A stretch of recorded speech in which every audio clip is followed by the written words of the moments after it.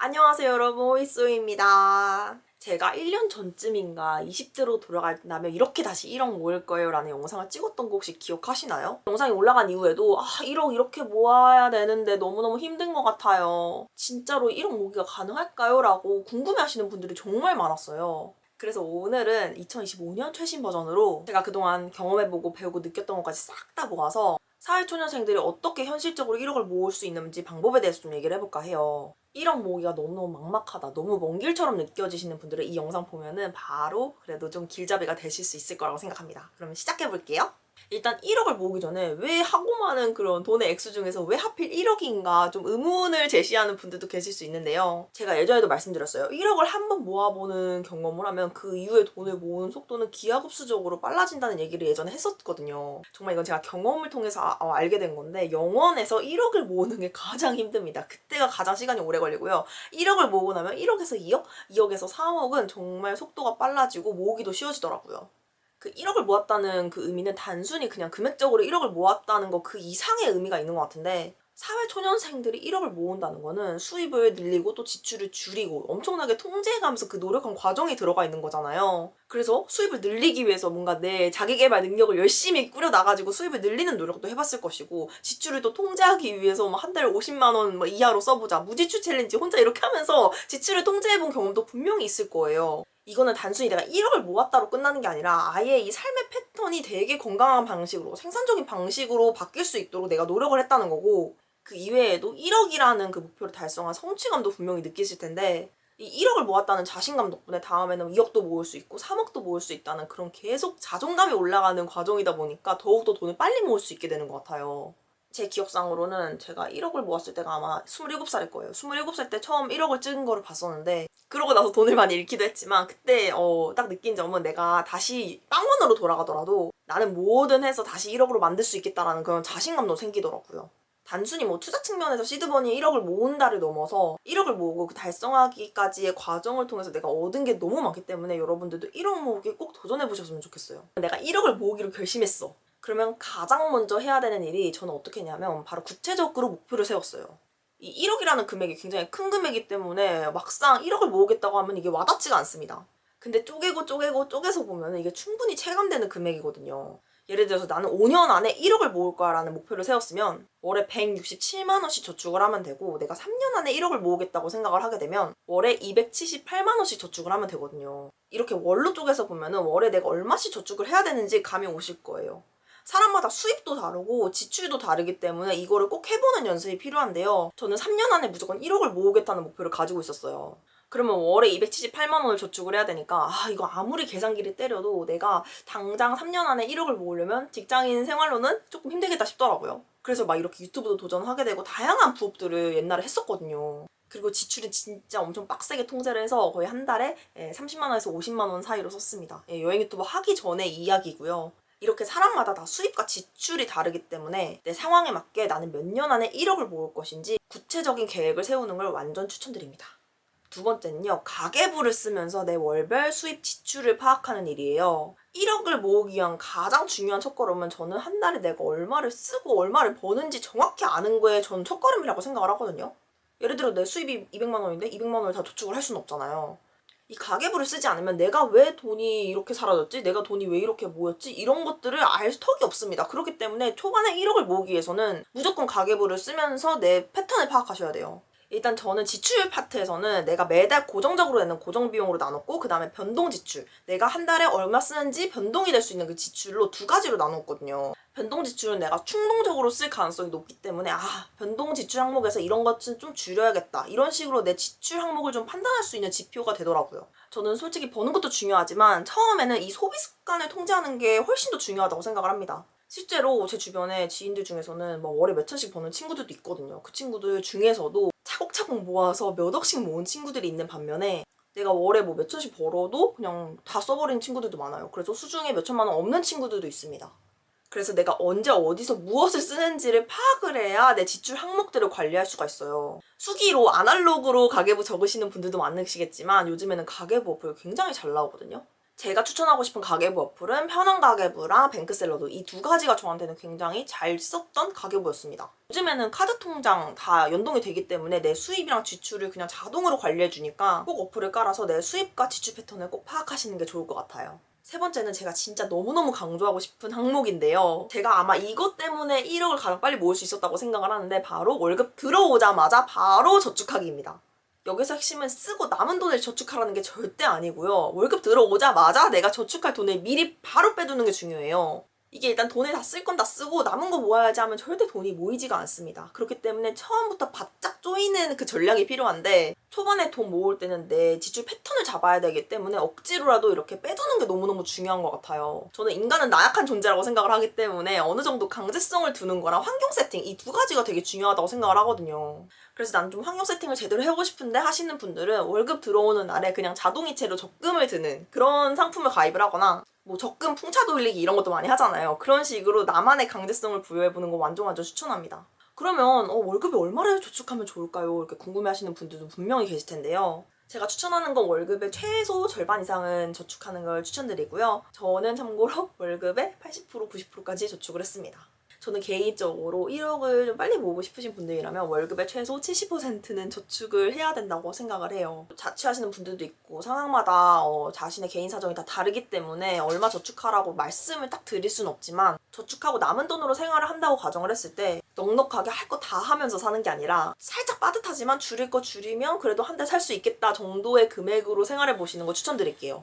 네 번째는 여러분들에게 지출을 줄이는 소소한 꿀팁에 대해서 좀 얘기를 해볼까 하는데요.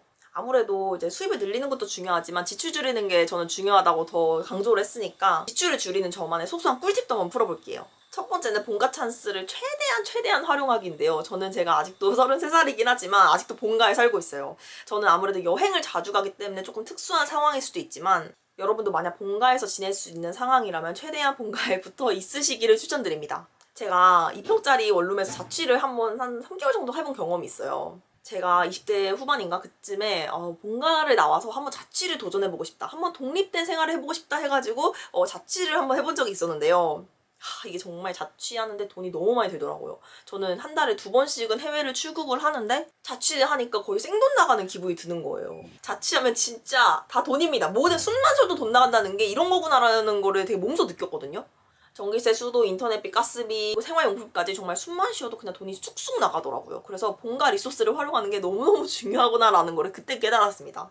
우선 내가 본가가 좀 내 생활권이랑 가까우면 최대한 본가에 붙어있는 것도 아주 좋아요. 정말 내가 공짜로 집에 사는구나라는 거를 그때 깨달았습니다. 저도 자취했다가 본가로 돌아오면서 최소 저는 몇백만 원? 몇백만 원은 아꼈다고 생각을 합니다. 몇백이 뭐야? 몇천만 원 아꼈다고 생각을 해요. 이 돈으로 저축을 하거나 투자를 하면은 정말 많은 수익으로 저한테 돌아올 수가 있겠죠? 두 번째는요, 불필요한 충동 소비 줄이기입니다. 일단 필요해서 사긴 샀는데 한 번도 안 입은 옷이 있다던가 한 번도 안 쓴 물건이 있는 거, 여러분 다들 경험하신 적 있으시죠? 저도 종종 그래요. 요즘에는 막 유튜브나 인스타그램에서 막 맛있는 것도 많이 팔고 예쁜 옷도 많이 팔고 그러다 보니까 충동 소비를 자꾸 하게 되는 거예요. 그러다 보니까 이제 저는 뭐가 갖고 싶잖아요? 그럼 일단은 장바구니에 넣어둡니다.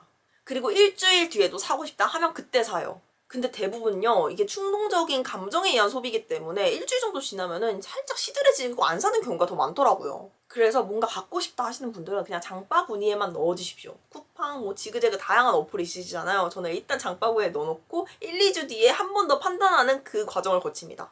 그리고 마지막 세 번째 꿀팁은요, 저는 체험단은 정말 적극 활용하시는 걸 추천드려요. 이건 제 지인분들에게도 다 추천을 하고 다니고 있는데요. 그러니까 인플루언서가 아니신 분들도 블로그를 통해서 체험단을 활용하시는 분들이 정말 많습니다. 제 지인 이야기예요. 솔직히 계속 아껴라, 줄여라 이렇게 하면은 지쳐서 나가 떨어질 수도 있거든요. 그래서 할 거 다 하면서도 생활비 아낄 수 있는 전략이 블로그 체험단 활용인 것 같아요. 저는 이 블로그 체험단으로 맛집도 가고요, 피부 관리도 받고요, 두피 관리도 받고요, 머리도 하고요, 그다음에 운동, PT까지 받습니다. 그래서 월 300씩은 아끼고 있는데, 저 블로그만 봤을 때는 전혀 파워블로거가 아니거든요. 저 하루에 방문자 수가 한 200명 정도 들어와요. 근데 이 정도만 돼도 충분히 블로그 체험단이 당첨되는데 문제가 없더라고요. 이 블로그 체험단은 평범한 사람, 그러니까 인플루언서가 아니어도 충분히 할 수 있는 전략이기 때문에 생활비 아끼는 거 좀 싫다? 난 좀 쓰면서 뭔가 아끼고 싶다 하시는 분들은 블로그 체험단 너무너무 좋습니다. 내가 활동하는 것만 보면 분명히 돈을 쓰는 것 같은데 실제로는 돈이 안 들고 내가 체험단 글만 써주면 되니까 개인적으로 너무너무 만족했고요. 제가 요즘에 주로 사용하는 체험단 그 사이트는요. 리뷰노트 굉장히 좋고 레뷰 이렇게 요즘에는 두 군데 잘 활용하고 있습니다. 다섯 번째는요. 월 수입을 늘리는 단계예요. 이게 사실 제일 어렵거든요. 솔직히 이렇게 수입 지출 관리만 잘해도 1억은 충분히 모을 수 있지만 1억을 더 빨리 모으기 위해서 이걸 빠뜨릴 수가 없습니다. 월 수입을 늘리셔야 돼요. 월 수입을 늘리는 방법은 크게 두 가지가 있는 것 같은데 직장인이라면 내가 이직을 통해서 월 수입을 늘리는 방법이 있을 것이고 내가 이직이 어려운 상황이다라면 추가로 할 수 있는 투잡이나 부업을 시도하는 방법이 있는데요. 일단 전자에 대해서 이야기를 해보면 제 주변에 20대인데도 직장생활을 하면서 1억을 모은 친구들이 굉장히 많거든요.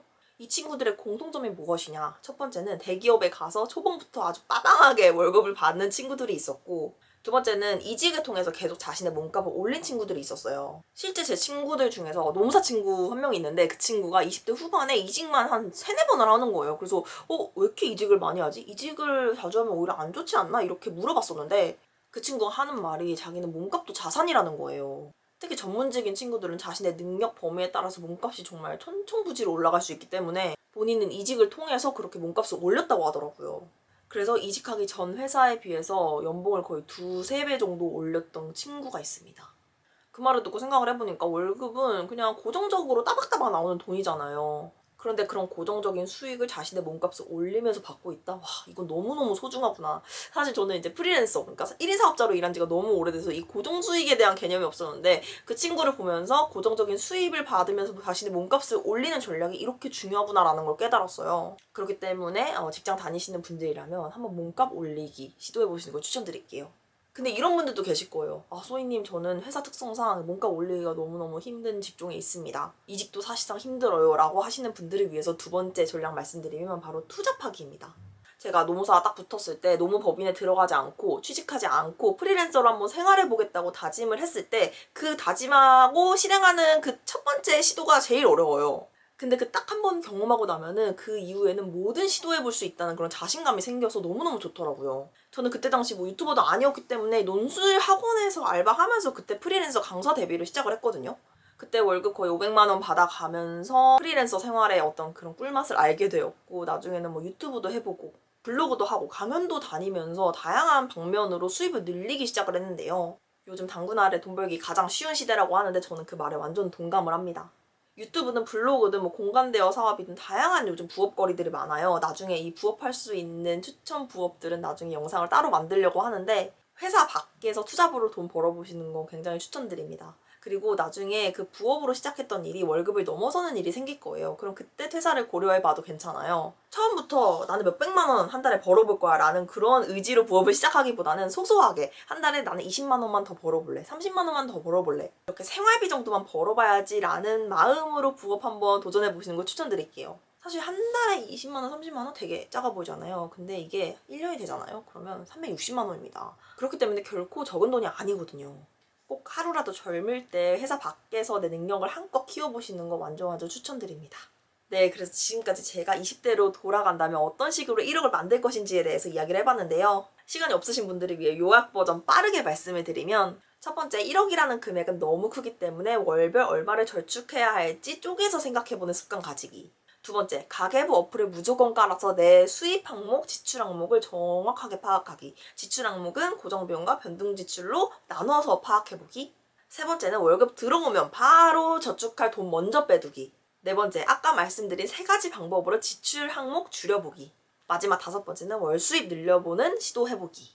이렇게 정리할 수 있을 것 같아요. 여기서 알려드린 루틴의 절반 이상만 따라가도 저는 1억 모으기 그렇게 어렵지 않을 거라고 생각을 합니다. 그리고 이 1억 모으기가 단순히 1억을 모으는 것 그 이상으로 가치가 있는 평생 습관을 가지게 되는 거거든요. 그렇기 때문에 20, 30대 사회초년생 분들은 한 번쯤은 1억 모으기 도전 제대로 한번 해보신 걸 추천드리고요. 혹시라도 1억 나 달성해봤다 하시는 분들이 있다면 꿀팁 댓글 달아주셔서 너무너무 좋을 것 같아요. 그럼 저는 다음 영상에서 더 좋은 꿀팁으로 인사드리겠습니다. 안녕!